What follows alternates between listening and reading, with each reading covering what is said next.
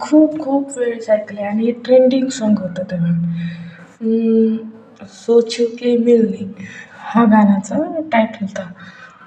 मला माहिती आहे, हे गाणं इतकं व्हायरल आहे ना, इतकं व्हायरल, खूप खूप व्हायरल आहे.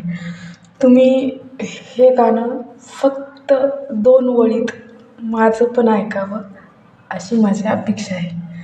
मी माझा फोटो तर दाखवणार नाही, पण मी एक फोटो इमेजवर मी हे गाणं लावीन.